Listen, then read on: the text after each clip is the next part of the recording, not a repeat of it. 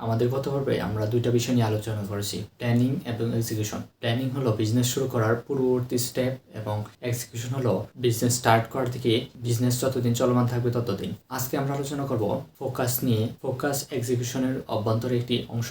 বিজনেসে one of the most important part হচ্ছে focus. আপনি ফোকাস কিনা এটাই ডিটারমাইন করবে যে আপনি বিজনেস রান করতে পারবেন কিনা, বা আপনার বিজনেসটা টেকসই হবে কিনা, বা আগামীতে আপনি প্রফিট করতে পারবেন কিনা, অথবা মার্কেটে আপনি টিকে থাকতে পারবেন কিনা। আপনি যখন ফোকাস নন তখন কিন্তু আপনি মার্কেটে টিকতে পারবেন না। ফোকাস জিনিসটা হচ্ছে যে আপনি অন্য সব কাজগুলোকে বাদ দিয়ে আপনার প্রায়োরিটি লিস্টে সবচেয়ে গুরুত্বপূর্ণ কাজটা আগে সমাধান করবেন, আর সেই কাজটা করার জন্য আপনি মরিয়া হয়ে থাকবেন। এটাই হচ্ছে ফোকাসড। আপনাদের জন্য সহজে যদি বলি, ফোকাস নিয়ে সবচেয়ে প্রচলিত আরেকটা ধারণা আছে ফোকাসড এবং নয়েজ। ফোকাসড এবং নয়েজ দুইটা বিপরীত। ফোকাসড মানে হলো আপনি একটা কাজের দিকে মনোনিবেশ করে রাখবেন, গভীর মনোনিবেশ, আপনি এই কাজটা সমাধান করবেন।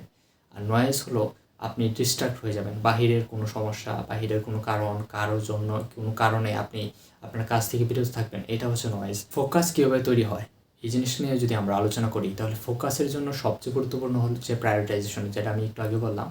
যে আপনাকে প্রায়োরিটি দিতে হবে, আপনি কোন কাজটা করবেন, কোন কাজটা আগে করবেন, কোন কাজটা পরে করবেন। প্রায়োরিটি দিয়ে যখন আপনি থাকবেন তখন আপনি ফোকাস থাকতে পারবেন।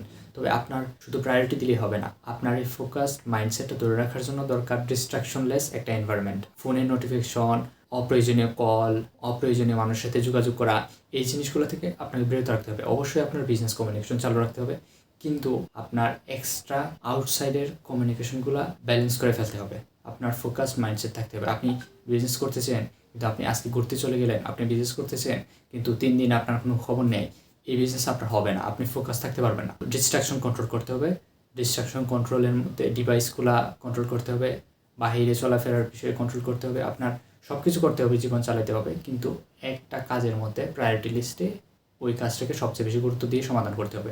আর তৃতীয় বিষয় হচ্ছে আপনাকে আউটকাম কন্ট্রোল করতে হবে।